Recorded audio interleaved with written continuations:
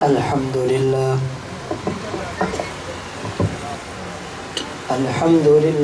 وحده لا شريك له،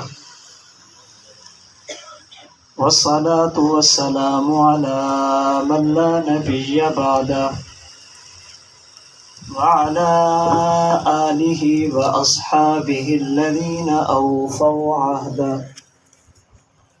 أما بعد، فأعوذ بالله من الشيطان الرجيم. بسم الله الرحمن الرحيم. هو الذي أرسل رسوله بالهدى ودين الحق ليظهره على الدين كله. وقال النبي صلى الله عليه وسلم: لوددت أن أقتل في سبيل الله ثم أحيا ثم أقتل ثم أحيا ثم أقتل ثم أحيا ثم أقتل، أو كما قال النبي صلى الله عليه وسلم. اللهم صل على محمد وعلى آل محمد كما صليت على إبراهيم وعلى آل إبراهيم إنك حميد مجيد. اللهم بارك على محمد وعلى آل محمد كما باركت على إبراهيم وعلى آل إبراهيم إنك حميد مجيد. معزز علماء کرام، انتہائی واجب الاحترام بزرگوں، عزیز نوجوان دوستوں اور بھائیوں، اللہ رب العزت نے نبوت کا سلسلہ حضرت آدم علیہ السلام سے شروع فرمایا، اور نبوت کا سلسلہ خاتم الانبیاء حضرت محمد مصطفیٰ صلی اللہ علیہ وسلم پر مکمل فرمایا۔ اللہ نے اپنے پیغمبر کو آخری نبی بنایا، آپ کے دین اور شریعت کو آخری دین اور آخری شریعت بنایا، آپ پر اترنے والی کتاب قرآن کریم کو آسمانی کتابوں میں سے آخری کتاب بنایا۔ دین اسلام اور قرآن کریم کا خلاصہ دو چیزیں ہیں، نمبر 1 احکامات اور نمبر 2 شخصیات۔ دین یا احکام کی بات کرتا ہے یا افراد کی بات کرتا ہے، قرآن کریم یا احکام کی بات کرتا ہے یا شخصیات کی بات کرتا ہے۔ احکام سے مراد وہ چیزیں ہیں جو ہم نے کرنی ہیں یا جن سے ہم نے بچنا ہے، اور شخصیات سے مراد وہ افراد ہیں جن کے نقش قدم پر ہم نے چلنا ہے یا ان کے نقش قدم سے ہم نے بچنا ہے۔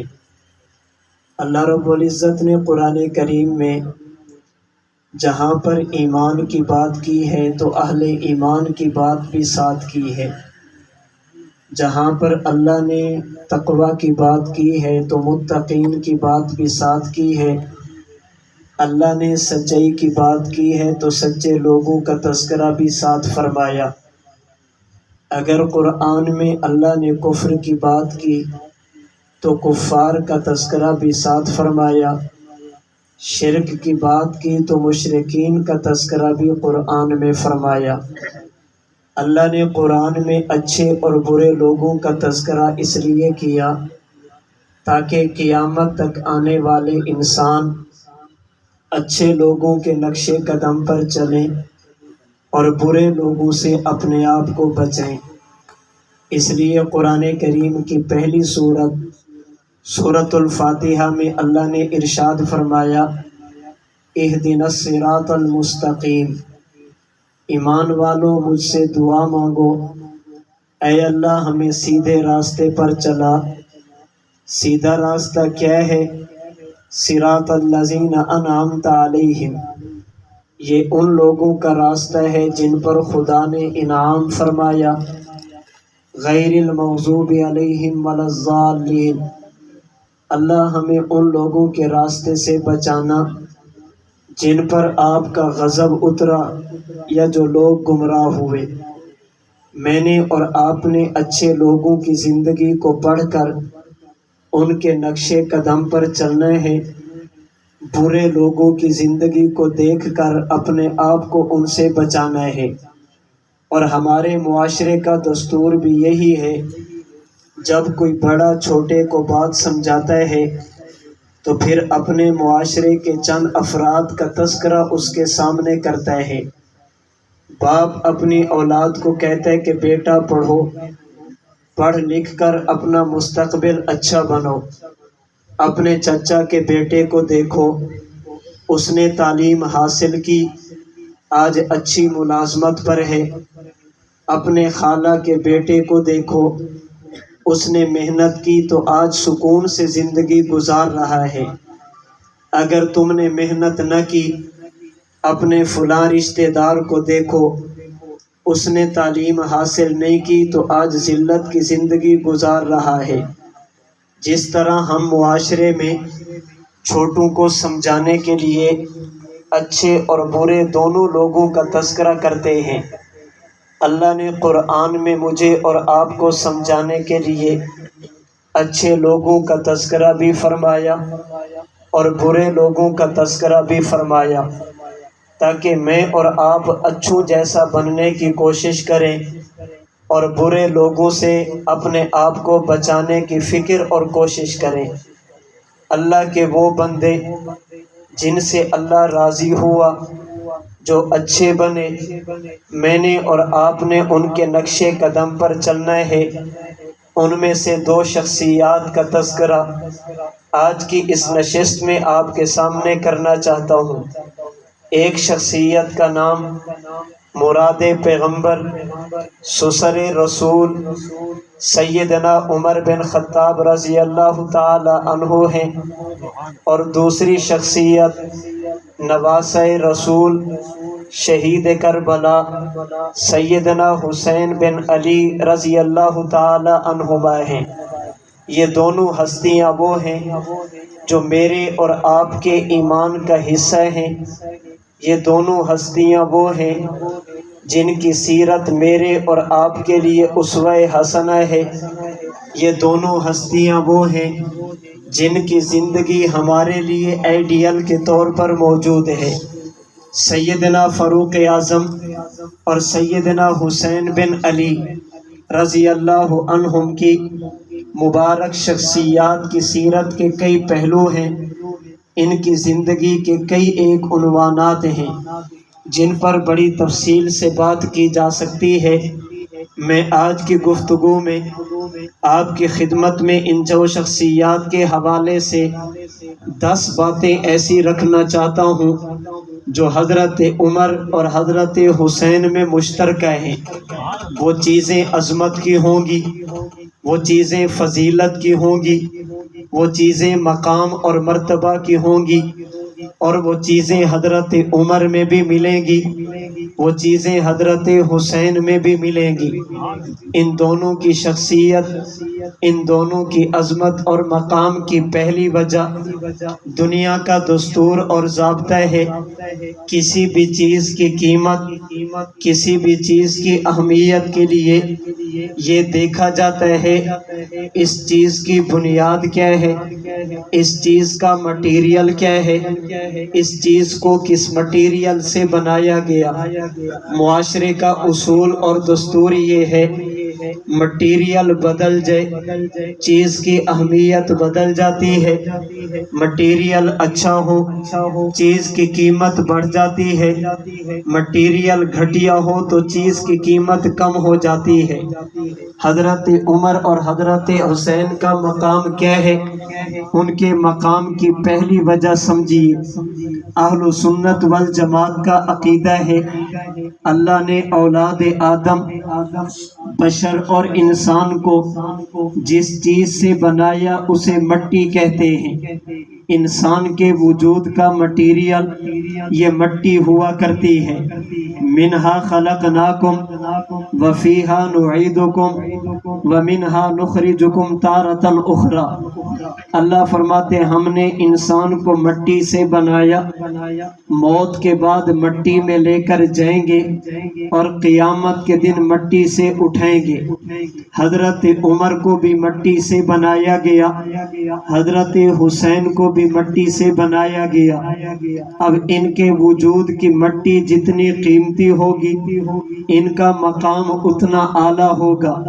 حضرت عمر کو کس مٹی سے بنایا گیا، حضرت حسین کو کس مٹی سے بنایا گیا، اس کے لیے دو حدیثیں سنیں، نتیجہ آپ خود بخود نکال سکیں گے۔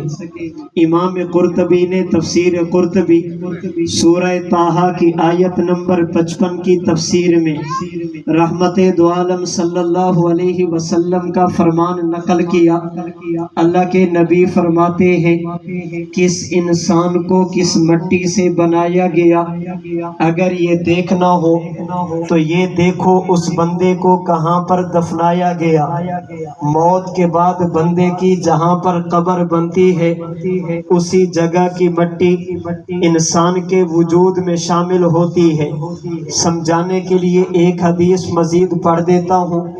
امام حیثمی نے مجموع الزوائد میں حدیث نقل کی، اللہ کے نبی کے صحابی حضرت عبداللہ بن عمر فرماتے ہیں ان حبشیا دفن بالمدینہ، ایک شخص حبشہ کا رہنے والا ہجرت کر کے مدینہ پہنچا، اللہ کے نبی کا کلمہ پڑھا اور اسلام قبول کیا۔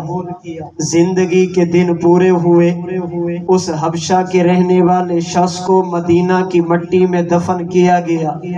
جب اللہ کے نبی کو علم ہوا، رحمت دو عالم صلی اللہ علیہ وسلم نے فرمایا دفن بالطینۃ التی خلق منہا، میرا یہ صحابی رہتا تو حبشہ میں تھا لیکن اس کو بنایا مدینہ کی مٹی سے گیا تھا، جس مٹی سے اسے بنایا گیا تھا اسی مٹی میں اسے دفنایا گیا۔ پتہ یہ چلا جس بندے کو جس مٹی سے بنایا جائے اسی جگہ پر انسان کی قبر بنتی ہے۔ دوسری روایت صاحب مشکات نے نقل کی، اللہ کے نبی کی چچی سیدنا عباس کی اہلیہ سیدہ ام فضل رضی اللہ تعالی عنہا اللہ کے نبی کے پاس آئی اور پریشانی کی حالت میں تھی، بہت زیادہ افسردہ تھی، بہت زیادہ غمگین تھی۔ اللہ کے نبی نے پوچھا چچی آپ اتنا زیادہ پریشان کیوں ہیں؟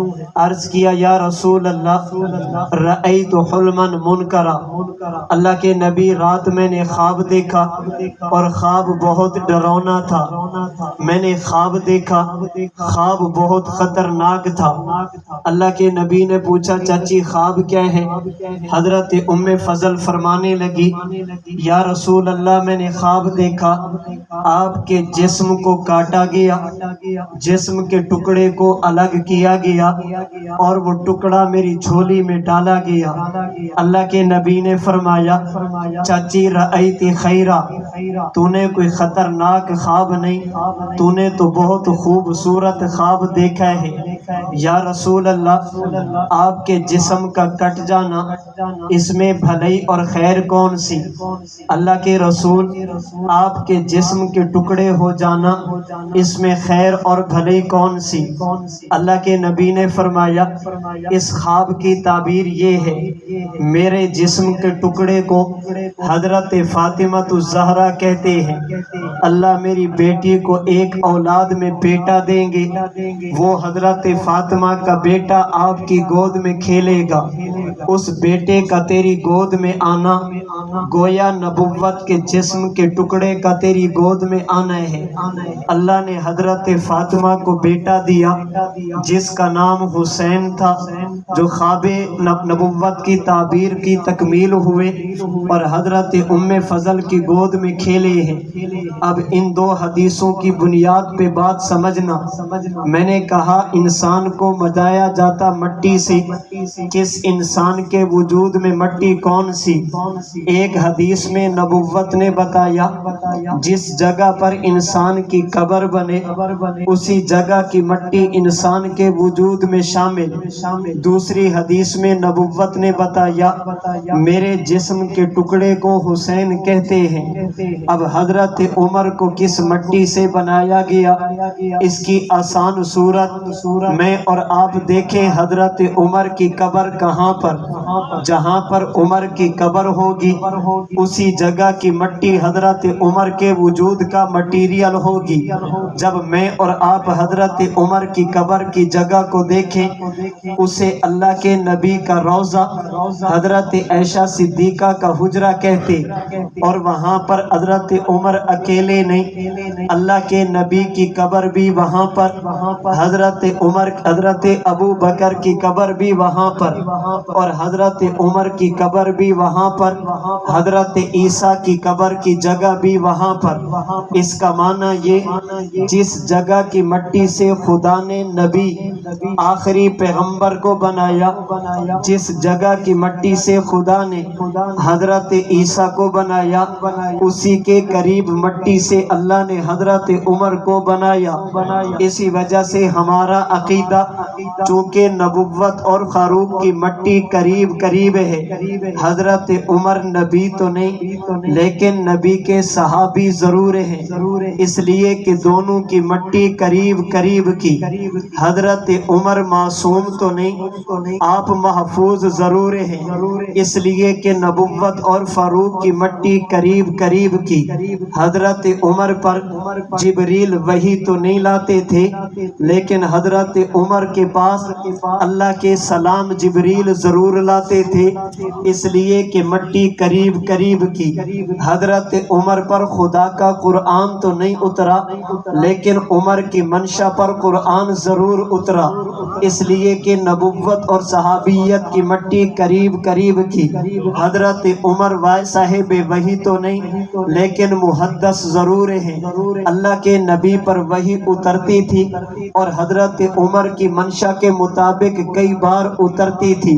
حضرت عمر رضی اللہ عنہ جب قیامت کے دن جائیں گے آپ صاحب حوض کوثر تو نہیں ہوں گے لیکن نبی کے ساتھ حوض کوثر پر ضرور ہوں گے، اس لیے کہ دونوں کی مٹی قریب قریب کی۔ قیامت کے دن حضرت عمر لواء الحمد کا جھنڈا لے کر تو نہیں اٹھیں گے لیکن اس جھنڈے کے نیچے ضرور ہوں گے، اس لیے کہ دونوں کی مٹی قریب قریب کی۔ حضرت عمر وہ شفاعت تو نہیں کریں گے جو اللہ کے نبی کی خصوصیت ہے، البتہ 70 کی شفاعت ضرور کریں گے، اس لیے کہ دونوں کی مٹی قریب قریب کی۔ اور حضرت عمر کے مقام کے لیے یہ بات کافی ہے، حضرت عمر وہاں پر رہتے ہیں جہاں پر صبح کے وقت 70,000 فرشتے رحمتیں لے کر اترتے ہیں، حضرت عمر وہاں پر رہتے ہیں جہاں پر شام کے وقت 70,000 فرشتے خدا کی طرف سے رحمتیں لے کر اترتے ہیں۔ اور اگر بات حضرت حسین کی جائے، حسین تو میرے نبی کا لخت جگر، میرے نبی کے جسم کا ٹکڑا بنا۔ اب دونوں کا خمیر اتنا اعلیٰ، اور جتنا خمیر اعلیٰ ہو چیز اتنی قیمتی ہوا کرتی۔ حضرت عمر اور حضرت حسین کے مقام کی دوسری وجہ، اللہ کے محبوب پیغمبر نے خدا سے عمر بھی مانگا، اللہ کے محبوب پیغمبر نے دعا کی صورت میں حسین بھی مانگا۔ اللہ نے جب پیغمبر کو عمر عطا فرمایا، اللہ کے نبی نے عمر کو کلمہ پڑھا کر رب کی توحید کا اقرار کروایا، اور جب خدا نے پیغمبر کو حسین دیا، پیغمبر نے حسین کی کان میں اذان دے کر رب کی توحید کا اعلان فرمایا، اشہد اللہ الہ الا اللہ یہ پیغمبر کی زبان سے جملہ نکلا حضرت عمر کو کلمہ پڑھانے کی صورت میں اور حضرت حسین کے کان میں اذان دینے کی صورت میں۔ اس کا معنی یہ جب عمر نے کلمہ پڑھا، بارگاہ نبوت میں حاضر ہوئے، سب سے پہلے جو آواز کان میں پڑی وہ خدا کی ربوبیت اور توحید کی تھی، زبان محمد مصطفیٰ کی تھی۔ حضرت حسین جب دنیا میں آئے، سب سے پہلے جو کانوں میں آواز پڑی وہ رب کی توحید کی تھی، اور آواز یہاں بھی محمد مصطفیٰ کی تھی۔ حضرت عمر اور حضرت حسین کے مقام کی تیسری وجہ، اللہ کے محبوب پیغمبر صبح کے وقت نماز پڑھا کر تشریف رکھتے۔ اللہ کے نبی کی مبارک عادت یہ تھی، آپ نماز فجر پڑھا کر مسجد میں بیٹھ جاتے۔ اگر کسی نے مسئلہ پوچھنا ہے تو مسئلہ پوچھے، اگر کسی نے مشورہ کرنا تو وہ مشورہ کرے، اگر کسی نے خواب کی تعبیر پوچھنی وہ خواب کی تعبیر پوچھے، اور اگر رات کے وقت پیغمبر پر کوئی وحی اتری اللہ کے نبی صحابہ کو وحی بتاتے۔ اگر نبوت نے خواب دیکھی اللہ کے نبی صحابہ کو خواب بھی بتایا کرتے۔ اللہ کے نبی نے مسجد نبوی میں اپنے مصلی پر بیٹھ کر صحابہ کی طرف چہرہ انور کیا اور فرمایا، صحابہ رات میں نے خواب دیکھا۔ یا رسول اللہ خواب کیا؟ فرمایا، اللہ نے میری خدمت میں جبریل کی صورت میں، اللہ نے جبریل کے ذریعے مجھے خواب کی حالت میں ایک دودھ کا پیالہ پیش کیا، میں نے اس دودھ کو پیا اور پیٹ بھر کے پیا۔ جب دودھ بچ گیا، میرے ساتھ حضرت عمر موجود تھے، میں نے اپنا جھوٹا حضرت عمر کے حوالے کیا۔ جس برتن سے میں نے پیا تھا اسی برتن سے عمر نے پیا، جس برتن پر میرے لب لگے اسی پر حضرت عمر کے بھی لب لگے، جس پر میرا لعاب دہن گرا اسی جگہ پر عمر بن خطاب کی زبان لگی۔ صحابہ کرام نے عرض کی، یا رسول اللہ اس خواب کی تعبیر کیا؟ فرمایا، اس خواب کی تعبیر علم ہے، اللہ نے جو علم مجھے دیا وہ علم میں نے باقیوں کو بھی دیا، لیکن جن لوگوں کو زیادہ دیا ان میں ایک نام عمر بن خطاب کا ہے، اور علماء موجود ہیں۔ ہمارا عقیدہ ہے جس طرح نبی دنیا میں رہ کر نبی اور امتی کی زندگی ایک جیسی نہیں ہوتی، اسی طرح نبی اور امتی ان دونوں کی نیند بھی ایک جیسی نہیں ہوتی۔ اللہ کے نبی ماں کے پیٹ میں ہیں، اللہ کے نبی کی زندگی الگ ہوتی، نبی کی والدہ کو وہ تکلیف نہیں ہوتی جو عام انسانوں کی ماں کو تکلیف ہوتی۔ اللہ کے نبی پیدا ہوئے، پیغمبر کا میلاد اور ولادت بھی امتی کی ولادت سے بالکل جدا تھی۔ ولد مختونا، پیغمبر کو ختنے کی ضرورت نہیں، ولد مسرورا، پیغمبر کی ناف کو کاٹنے کی ضرورت نہیں، ولد مکحولا، پیغمبر کی آنکھ میں سرما لگانے کی ضرورت نہیں، ولد نظیفہ، اللہ کے نبی کو کسی دنیا کے کپڑے اور پانی کے ساتھ صاف کرنے کی ضرورت نہیں۔ نبی اور امتی کی ولادت الگ ہے، نبی اور امتی کا پسینہ ان کا معاملہ بھی جدا ہے، نبی اور امتی کا پیشاب ان کا معاملہ بھی الگ الگ ہے، اسی طرح نبی اور امتی کی نیند بھی الگ ہے، نبی اور امتی کا خواب بھی الگ ہے۔ اسے علماء کی زبان میں کہتے رؤی الانبیاء وحی۔ کیا معنی؟ اگر اللہ کے نبی بیدار ہوں، جبریل اللہ کا حکم لے یہ بھی حکم خدا ہوتا، پیغمبر سو جائیں اللہ کے نبی خواب دیکھیں یہ بھی خدا کا حکم ہوتا، اللہ کے نبی پر آنے والی وحی یہ بیداری کی حالت میں بھی وحی ہے، نیند کی حالت میں بھی وحی۔ اس کا معنی اللہ کے نبی کے صحابی حضرت عمر نے نبوت کا بچا ہوا دودھ پیا، نبوت کا جھوٹا پیا۔ اگر بات حضرت حسین کی کریں، حضرت حسین پیدا ہوئے، اللہ کے نبی نے اپنی زبان چوسی، اللہ کے نبی نے اپنا لعاب دہن ڈالا، اللہ کے نبی نے گھٹی دی۔ کیا مانا؟ عمر اور حسین میں یہ تیسرا وصف جو مشترک تھا، حضرت عمر نے بھی نبوت کا جھوٹا استعمال کیا، حضرت حسین نے بھی اللہ کے نبی کا جھوٹا گھٹی کی صورت میں استعمال کیا۔ حضرت عمر حضرت حسین میں جو چوتھا وصف مشترک ہے، حضرت عمر کی جب زندگی کے سال کچھ مکمل ہوئے، 25 سے 30 سال کے درمیان پہنچے، حضرت عمر نے کلمہ پڑھا، نبی کے صحابی بنے۔ حضرت حسین نے بھی کلمہ پڑھا، آپ بھی نبی کے صحابی بنے۔ حضرت عمر نے بھی ایمان کی حالت میں اللہ کے نبی سے ملاقات کی، حضرت حسین نے بھی ایمان کی حالت میں نبوت سے ملاقات کی۔ حضرت عمر بھی نبوت کے شاگرد ہیں، حضرت حسین بھی اللہ کے نبی کے شاگرد ہیں۔ اور یاد رکھیے میرے دوستو، یاد رکھنا اس کائنات میں ہمارا عقیدہ نبوت خدا کا عطائی منصب ہوتا تو صحابیت بھی خدا کی طرف سے وہ بھی منصب ہے۔ کیا مانا؟ کوئی نبی خود نبی نہیں بنتا، اللہ بناتے ہیں۔ کوئی صحابی بھی خود صحابی نہیں بنتا، اللہ بناتے ہیں۔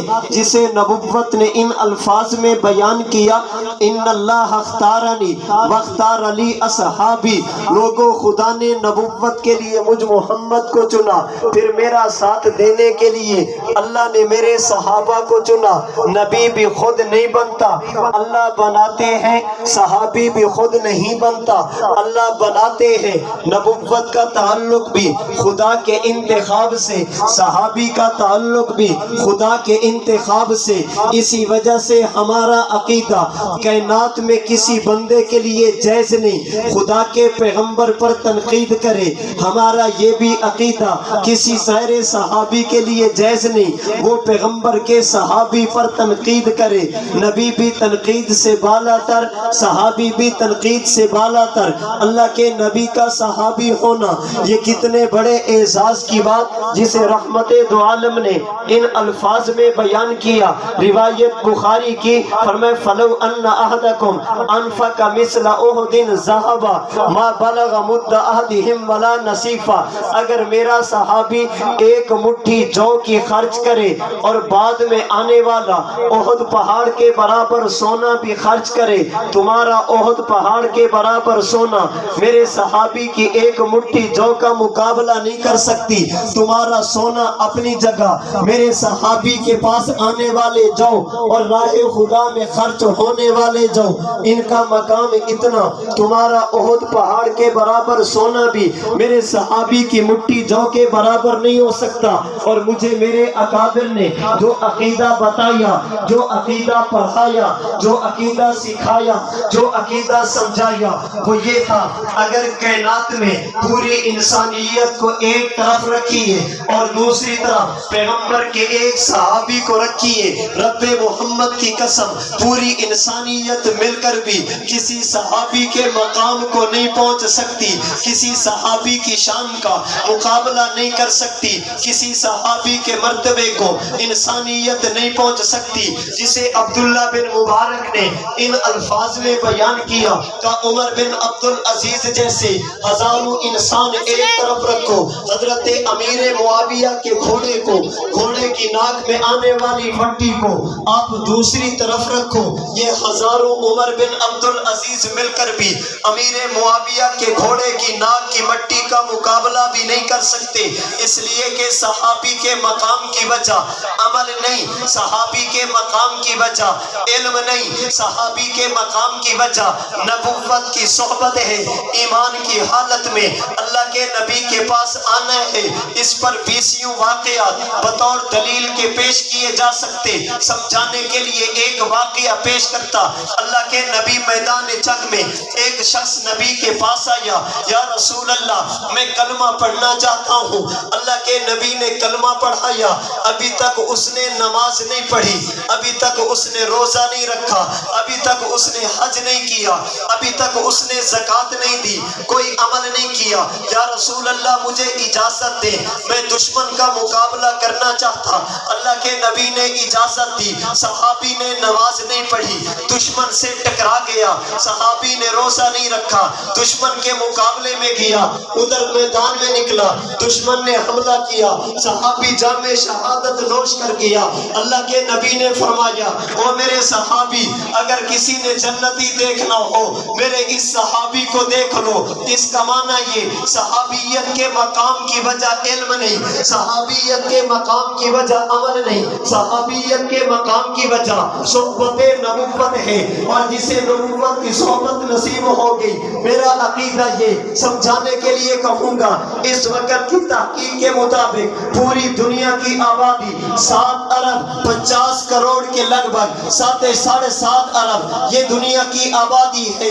ایک طرف ان انسانوں کو رکھیے، اب ان 7.5 ارب لوگوں کو کلمہ پڑھا کر مسلمان کر دیں، آپ انہیں قرآن پڑھا کر حافظ بنا دیں، تجوید پڑھا کر آپ قاری بنا دیں، تفسیر پڑھا کر انہیں مفسر بنا دیں، حدیث پڑھا کر انہیں محدث بنا دیں، آپ فقہ پڑھا کر انہیں فقیہ بنا دیں، تصوف پڑھا کر انہیں صوفی بنا دیں، آپ انہیں زہد پڑھا کر زاہد اور متقی بنا دیں، آپ انہیں دنیا کے سارے علوم دے دیں، پھر یہ بندے ایسے ہوں جن کا دن گھوڑے کی پشت پر گزرے اور جن کی راتیں مسلح کی پشت پر گزرے، یہ دن اور رات عبادت کرنے والے یہ فرض کو چھوڑو تہجد بھی قضا نہ کریں، فرض کو چھوڑو یہ اشراق اور اوابین بھی کبھی نہ چھوڑیں، یہ قرآن کی تلاوت کرنے والے، ہر سال حج کرنے والے، ہزاروں مفسرین، ہزاروں قراء اور علماء کو ملائیے، یہ 7.5 ارب ایک طرف، اور دوسری طرف میرے نبی کا وہ صحابی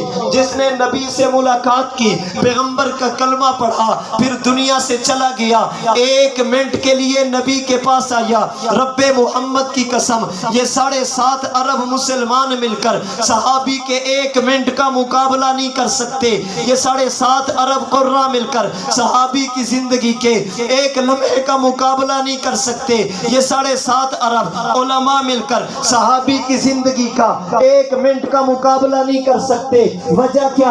امام نووی نے کہا، فرماتے فَإِنَّ فَضِيلَةَ الصُّحْبَةِ لَا يَعْدِلُهَا عَمَلٌ، فرماتے دنیا والوں نماز کی وجہ سے مقام ملتا ہے، روزے کی وجہ سے مقام ملتا ہے، حج کی وجہ سے مقام ملتا ہے، صدقہ خیرات کی وجہ سے مقام ملتا ہے، لیکن جو مقام نبوت کی صحبت میں آ کر ملتا وہ نماز سے نہیں ملتا، نبی کے پاس جانے سے ملتا، وہ روزے سے نہیں ملتا، پیغمبر کی مجلس میں آنے سے ملتا، وہ حج اور زکوٰۃ سے نہیں ملتا۔ اس لیے ہمارا عقیدہ دنیا کا کوئی فرد پیغمبر پر بھی انگلی نہیں اٹھا سکتا، غیر صحابی پیغمبر کے صحابی پر بھی انگلی نہیں اٹھا سکتا، اس کی وجہ یہ نبی بنا نہیں خدا نے بنایا، صحابی بھی بنا نہیں خدا نے بنایا، نبی پر تنقید کا معنی خدا پر تنقید ہے، صحابی پر تنقید کا معنی خدا پر تنقید ہے، اس لیے کہ نبی بھی میرے خدا کا انتخاب ہے، محمد کا صحابی بھی میرے خدا کا انتخاب ہے۔ حضرت عمر بھی صحابی، حضرت حسین بھی، بولیے حضرت عمر بھی صحابی، حضرت حسین بھی، اور اس زمین کی پشت پر آسمان کی چھت کے نیچے نبوت کے بعد اگر کوئی سب سے اعلیٰ مقام ہے تو اسے صحابیت کہتے ہیں۔ لوگوں نے صحابیت کو سمجھا نہیں، صحابی کو عمل کے ترازو میں نہیں تولا جاتا، کسی صحابی کو عمل کے پلڑے میں نہیں تولا جاتا، فلاں صحابی نے یہ کیا، بابا صحابی عمل سے نہیں بنتا، صحابی خدا کے انتخاب سے بنتا، صحابیت کسی بندے کے منتخب کرنے سے نہیں بنتی، صحابیت کو اللہ منتخب کرتے، صحابیت کا تعلق الیکشن سے نہیں، صحابیت کا تعلق سلیکشن سے ہے، جس طرح نبوت کا تعلق الیکشن سے نہیں سلیکشن سے ہے۔ کوئی نبی کو نبی مانے وہ تب بھی نبی ہے، کوئی نہ مانے وہ تب بھی نبی ہے، کوئی صحابی کو صحابی مانے وہ تب بھی صحابی ہے، کائنات نہ مانے وہ تب بھی صحابی ہے۔ صحابی میرے اور آپ کا محتاج نہیں، حضرت عمر اور حضرت حسین میں یہ وصف مشترک، اللہ نے دونوں کو نبی کا شاگرد بنایا، حضرت عمر حضرت حسین میں 5واں مشترکہ وصف صحابہ کرام میں دو قسم کے صحابہ ہیں، بعض وہ جنہوں نے نبی کا کلمہ پڑھا، اللہ کے نبی کے ساتھ ایمان کا رشتہ جوڑا، نبی کے ساتھ خاندان کا رشتہ نہیں، اللہ کے نبی کے ساتھ برادری کا رشتہ نہیں، اللہ کے نبی کے ساتھ حسب اور نسب کا رشتہ نہیں، نبی کے ساتھ جسمانی رشتہ نہیں، فقط ایمانی رشتہ۔ اور پیغمبر کی صحابہ دوسرے وہ جنہوں نے نبی کا کلمہ پڑھا، رشتہ ایمان کا بھی جوڑا، اگر بات خاندان کی آ گئی نبی کے خاندان کے فرد بھی بنے، اللہ کے نبی کے ساتھ جسمانی رشتہ بھی جوڑا۔ اور یاد رکھیے کسی بھی نبی کے ساتھ اصل رشتہ ایمان کا ہے، اصل رشتہ خون کا نہیں۔ اگر نبی کا بیٹا کلمہ نہیں پڑھا یہ رشتہ کسی کام کا نہیں، نبی کا والد کلمہ نہیں پڑھا یہ رشتہ کسی کام کا نہیں، نبی کی بیوی کلمہ نہیں پڑھا رشتہ کسی کام کا نہیں۔ ہاں اگر ایمان بھی ہو ساتھ خونی رشتہ بھی ہو یہ نور علی نور ہوگا، دوہری فضیلت سونے پر سہاگا ہوگا۔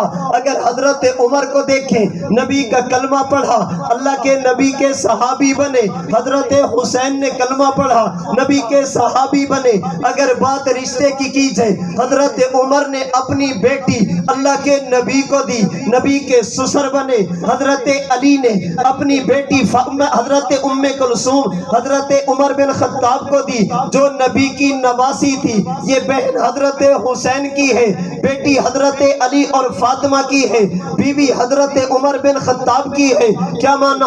حضرت نبی کریم صلی اللہ علیہ وسلم نے حضرت عمر سے بیٹی لی، اللہ کے نبی نے حضرت علی کو بیٹی دی، اور حضرت علی نے حضرت عمر کو بیٹی دی۔ حضرت ام کلثوم کا نکاح حضرت عمر بن خطاب سے حضرت علی المرتضیٰ نے کیا۔ اگر نبی کو بیٹی دی نبی کے سسر بنے، نبی کی نواسی سے نکاح کیا، یہ دوہرا رشتہ تھا۔ تبھی تو علماء نے لکھا حضرت عمر نے حضرت حسین کو کہا حسین آپ ہمارے پاس آیا کرو۔ حضرت حسین تو ویسے بھی جاتے اس لیے کہ ہمشیرہ کا گھر ہے، کہا پھر بھی آیا کرو۔ حضرت حسین گئے ملاقات کرنے کے لیے، حضرت عبداللہ بن عمر بیٹھے دروازے کے اندر بیٹھے، حضرت حسین نے کہا حضرت عمر سے ملاقات کرنی، فرمایا ابا جان کسی کام میں مصروف ہیں، کسی میٹنگ میں کسی مشورے میں مصروف ہیں، میں نے اجازت مانگی مجھے اجازت نہیں ملی، میں بیٹھا ہوں آپ بھی بیٹھ جائیں، اجازت ملے گی تو دونوں جائیں گے۔ حضرت حسین چلے گئے، اگلے دن حضرت عمر ملے، فرمایا حسین آپ ہمارے پاس آئے نہیں، فرمایا کہ امیر المؤمنین آیا تھا، کہا ملے کیوں نہیں، کہا دروازے پر شہزادہ بیٹھا تھا، آپ کا بیٹا بیٹھا تھا، مجھے کہنے لگا مجھے اجازت نہیں ملی، میں نے کہا جب عبداللہ کو اجازت نہیں پھر مجھے اجازت کیسے ملے گی، میں یہ سوچ کر واپس آ گیا۔ حضرت عمر کی آنکھوں میں آنسو آ گئے، فرمانے لگے حسین تو نے اپنے آپ کو عبداللہ جیسا کب سمجھ لیا، وہ میرا بیٹا، تو علی کا بیٹا، وہ اپنی ماں کا بیٹا، تو فاطمہ کا بیٹا، اس کا نانا اور ہے، تیرا نانا اور ہے، تیرا اور عبداللہ کا معاملہ جدا ہے۔ حسین یاد رکھ اللہ نے جو مجھے عزت کا تاج پہنایا اس میں کرم خدا کا ہے، اس کے بعد احسان محمد مصطفیٰ کا ہے۔ اگر نبی کا کلمہ نہ پڑھتا یہ اعزاز مجھے نہ ملتا۔ میرا بیٹا آئے گا اجازت لے کر آئے گا، حسین تجھے اجازت لینے کی ضرورت نہیں، تو صبح اے میرے در تب بھی کھلے ہیں، تو شام کو آ جائے میرے در تب بھی کھلے ہیں۔ فرمایا حسین تیرا اور عبداللہ کا معاملہ جدا جدا ہے۔ الریاض النظرہ میں محب طبری نے لکھا ایک علاقہ فتح ہوا، مال غنیمت آیا، حضرت عمر کی عادت تھی مال غنیمت کو مسجد نبوی کے صحن میں پھیلا دیتے، پھر وہاں سے تقسیم کرتے۔ حضرت حسن آگے امیر المومنین میرا حصہ دیجئے، فرمائے 1000 درہم اٹھا لو۔ حضرت حسین آگے امیر المومنین میرا حصہ، فرمائے 1000 تم بھی اٹھا لو۔ حضرت عبداللہ بن عمر حضرت عمر کے بیٹے ہیں، فرمائے امیر المومنین میرا حصہ، کہا عبداللہ 500 اٹھا لو۔ حضرت عبداللہ رک گئے، ابا جان انہیں 1000 دیا، مجھے 500 دیا، حالانکہ میں عمر میں بڑا، میں لڑنے والا، میدان میں جانے والا۔ جب حسن و حسین کھیلتے تھے میں دشمن کا مقابلہ کرتا، آپ نے انہیں زیادہ، مجھے تھوڑا کیوں دیا؟ حضرت عمر فرمانے لگے، الریاض النظرہ کے الفاظ، حضرت عمر فرمانے لگے عبداللہ تجھے بھی اتنا دوں گا جتنا حسن و حسین کو دیا، لیکن ایک کام تو کرنا۔ کہا ابا جان وہ کام کون سا؟ کہا والد ایسا لے کر آ جو ان کے والد جیسا، والدہ ایسی لے کر آ جو ان کی والدہ جیسی، نانا ایسا لے کر آ جو ان کے نانا جیسا، نانی ایسی لے کر آ جو ان کی نانی جیسی، ماموں ایسے لے کر آ جو ان کے ماموں جیسے، خالیں ایسی لے کر آ جو ان کی خالیں جیسی۔ پھر حضرت عمر نے وضاحت کی، فرمایا حسین کے والد کو علی کہتے، والدہ کو فاطمہ کہتے، نانے کو محمد مصطفیٰ کہتے، نانی کو خدیجۃ الکبریٰ کہتے، خالہ کو سیدہ رقیہ زینب ام کلثوم کہتے، ماموں کو سیدنا ابراہیم، سیدنا عبداللہ، سیدنا قاسم کہتے۔ حضرت عبداللہ کہنے لگے ابا جان یہ تو میرے بس میں نہیں، ایسا گھرانہ میں کہاں سے لے کر آؤں گا؟ کہا بیٹا اگر ایسا گھرانہ تو نہیں لا سکتا پھر عمر بھی تجھے ان کے برابر نہیں دے سکتا۔ عمر بتانا چاہتا ہے اپنے محسنوں کو قدر کی نگاہ سے دیکھا جاتا، جن کی وجہ سے عزت ملے ان کی پھر قدر کی جاتی ہے۔ حضرت عمر نبی کے صحابی بھی ہیں، نبی کے رشتہ دار بھی ہیں۔ اللہ کے نبی کو بیٹی دی تو سسر بنے، حضرت علی سے بیٹی لی تو اللہ کے نبی کے ساتھ دوہرا رشتہ جڑا۔ اور اگر بات حضرت حسین کی کیجئے، آپ تو اللہ کے نبی کے نواسے سیدنا حسنین کریمین رضی اللہ تعالی عنہما، یہ اللہ کے نبی کے ساتھ ان کو دوہری نسبت۔ اگر یہ وجہ دیکھی جائے اس اعتبار سے بھی اللہ نے دونوں کو نوازا۔ ان کے مقام کی چھٹی وجہ جو حضرت عمر میں بھی موجود، حضرت حسین میں بھی موجود ہے۔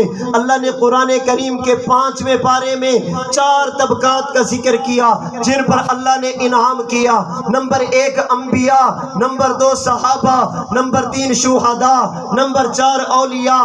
یہ حضرت عمر اور حضرت حسین وہ ہیں جو نبی تو نہیں پیغمبر کے صحابی بھی ہیں، یہ دونوں شہید بھی ہیں، یہ دونوں ولی بھی ہیں۔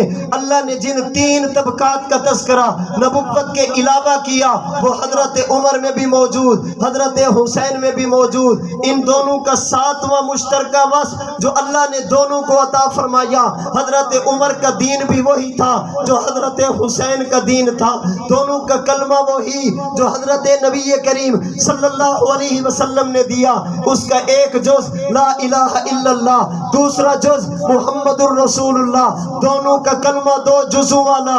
اگر بات دین کی جائے، 3 نام اذان کا، حضرت عمر کی اذان اللہ اکبر سے شروع لا الہ الا اللہ پر ختم، حضرت حسین کی اذان بھی اللہ اکبر سے شروع لا الہ الا اللہ پر ختم ہے۔ اگر بات نماز کی جائے دونوں کی نماز بھی ایک ہے۔ اگر بات قرآن کی جائے دونوں کا قرآن بھی ایک ہے، الحمد سے شروع ہوتا والناس پر ختم ہوتا۔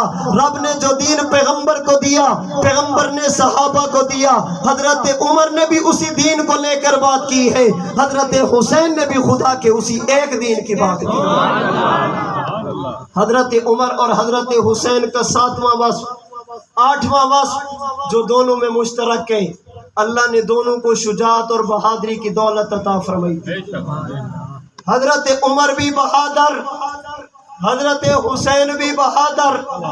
حضرت عمر کتنے بہادر؟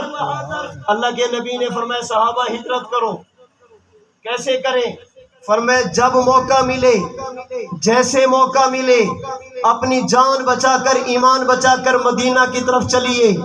صحابہ کرام میں سے کوئی دن کو، کوئی رات کو ہجرت کر کے جا رہا، اپنا دین بچا کر، اپنی جان بچا کر جانے لگے۔ جب باری سیدنا فاروق اعظم کی آئی، مورخین نے بڑا نقشہ کھینچا۔ حضرت عمر نے گھر سے ضروری سامان لیا، آپ نے یوں سینے پر تلوار لٹکائی، آپ نے تیر اور کمان لیے، سیدھا بیت اللہ کی حدود میں پہنچے، جا کر 2 رکعت ادا فرمائی۔ پھر آپ نے آواز لی، فلاں ابو جہل، فلاں مشرک، فلاں کافر، آپ نے بڑے بڑے سرداروں کے نام لے کر ان کو بلایا. جب سردار اکٹھے ہو گئے فرمانے لگے آج خطاب کا بیٹا مکہ چھوڑنے لگا ہے, آج عمر مکہ سے مدینہ جانے لگا ہے, اور تمہیں بتا کر جا رہا ہوں, اس لیے نہیں جا رہا کہ تم سے ڈرتا ہوں, میرے جانے کی وجہ موت کا خوف نہیں, موت کا ڈر نہیں, جا اس لیے رہا ہوں کہ میرے نبی نے کہا اگر میرا پیغمبر نہ کہتا رب محمد کی قسم میں کبھی یہاں سے ہجرت نہ کرتا, اور بتا کر اس لیے جا رہا ہوں میرے جانے کے بعد بک بک نہ کرنا, بتا کر جاتا تو ہم دیکھتے, بتا کر جاتا تو ہم دیکھتے کیسے جاتا, تمہیں بتا کر جا رہا ہوں. حضرت عمر نے جملے کہے, فرمائے اگر کسی ماں نے وہ بیٹا جنا جو خطاب کے بیٹے کا راستہ روک سکے, فلاں وقت فلاں راستے سے جاؤں گا, میرے راستے میں آ جانا, میں دیکھتا ہوں کون ہے جو میرا راستہ روکتا. اگر کسی کو شوق ہو اپنی ماں کو رلانے کا, اگر کسی کو شوق ہو بچوں کو یتیم کروانے کا, اگر کسی کو شوق ہو بیوی کو بیوہ کرانے کا, ابن خطاب کا راستہ روک کر دیکھے.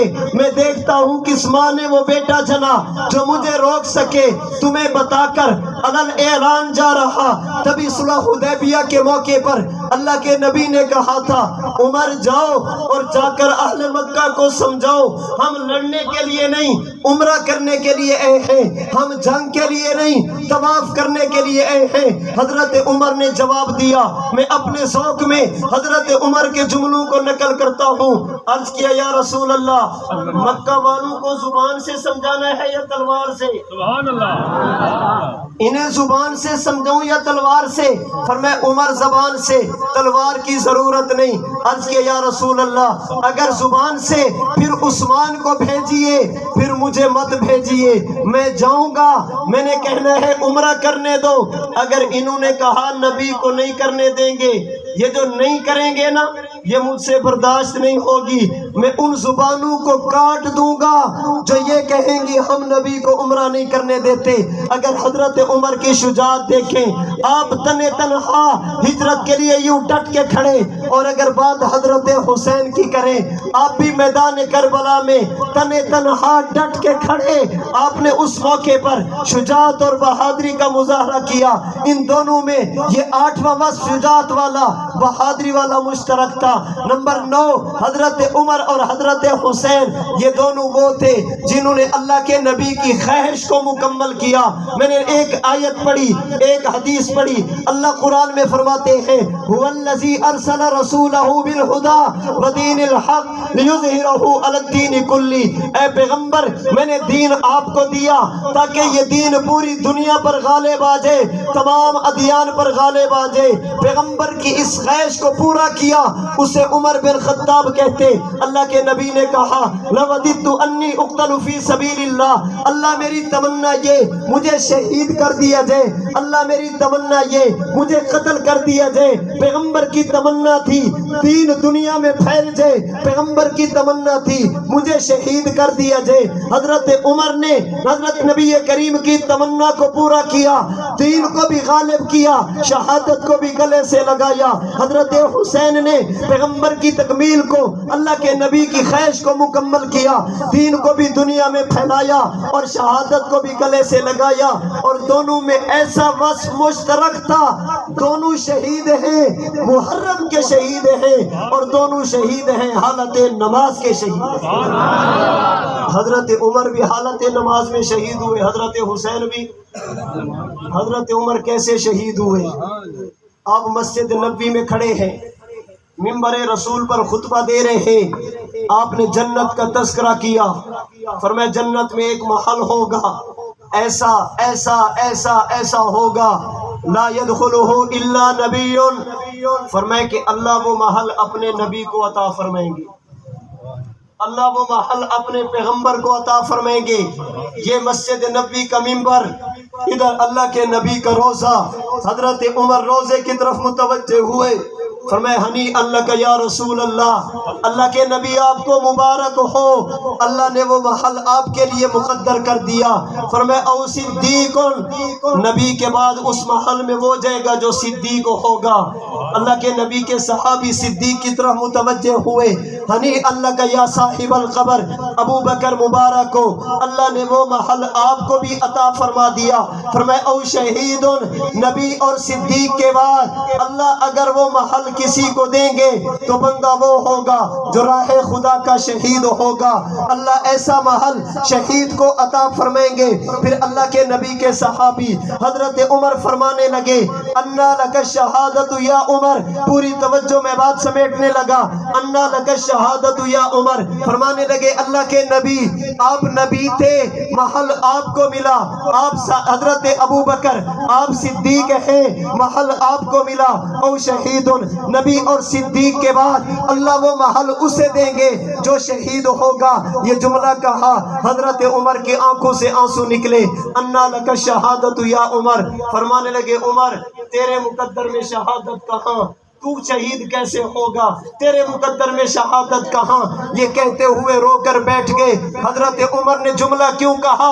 صحابہ نے کہا تھا امیر المومنین آپ نے میدان میں نہیں جانا، ہم نے میدان میں جا کر جنگ کرنی، آپ نے مدینہ میں رہنا، آپ کا وجود قیمتی، آپ میدان میں نہیں جائیں گے، ہم میدان میں جائیں گے۔ حضرت عمر سوچنے لگے میں نے میدان میں جانا نہیں، دشمن نے مدینہ میں آنا نہیں، مجھے شہادت کیسے ملے گی؟ پھر نبوت کے الفاظ حضرت عمر کے دل اور دماغ سے ٹکرائے جب اللہ کے نبی نے احد پہاڑ کو کہا تھا او احد پہاڑ ٹھہر جا، اس لیے کہ اس وقت تیرے اوپر ایک نبی ہے، ایک صدیق ہے، دو شہید ہیں، ایک کا نام عثمان، ایک کا نام عمر بن خطاب تھا۔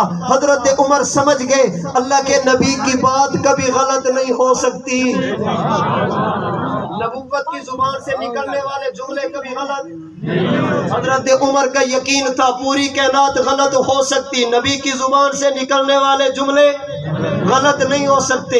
علماء نے لکھا حضرت عمر کے زمانے میں ایران کے خلاف جنگ لگی، مسلمانوں کو فتح ملی، مال غنیمت صحابہ لے کر آ رہے، حضرت عمر مال غنیمت کو چیک کر رہے، ایک لشکر، دوسرا لشکر، تیسرا لشکر، آپ ایک ایک چیز کو چیک کر رہے۔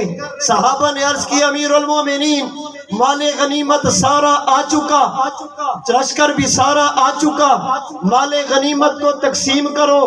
فرمانے لگے پہلے چیک کرو، ایک ایک چیز کو پھر چیک کیا، ان بوریوں کو جھاڑو، اندر کوئی چیز بچی تو نہیں؟ صحابہ نے کہا نہیں ہے۔ حضرت عمر فرماتے یہ ممکن ہی نہیں، ایسا تو نہیں ہو سکتا، یہ تو ممکن ہی نہیں۔ حضرت کیا ہوا؟ 3 دن اور 3 راتیں گزری، حضرت عمر چین سے بیٹھتے نہیں، سکون سے سوتے نہیں، یہ کیسے ممکن، یہ تو ہو نہیں سکتا۔ صحابہ پریشان ہیں۔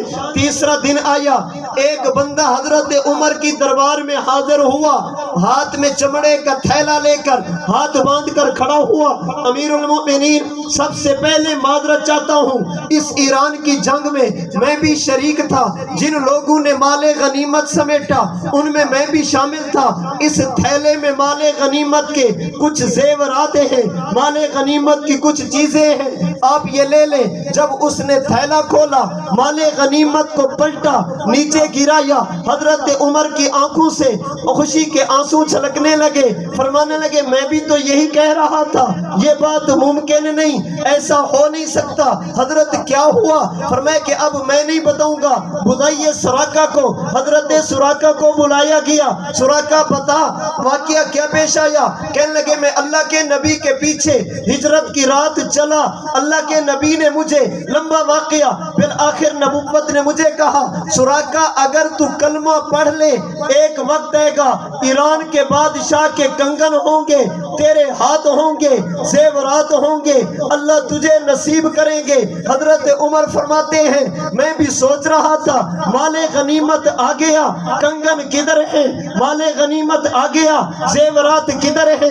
جب نبی نے کہہ دیا آئیں گے تو میں یقین تھا کہ آئیں گے، لیکن وہ کیوں نہیں آئے؟ وہ آدمی کہنے لگا حضرت مسئلہ یہ تھا میں راستے میں بچھڑ گیا، قافلے سے الگ ہو گیا، بیمار ہوا، 3 دن جنگل میں پڑا رہا، آج افاقہ ہوا، آپ کے پاس آیا۔ حضرت عمر نے جملہ کہا، فرمایا نوجوان، جس فوج میں، جس لشکر میں آپ جیسے سپاہی ہوں اسے دنیا کی کوئی طاقت شکست نہیں دے سکتی۔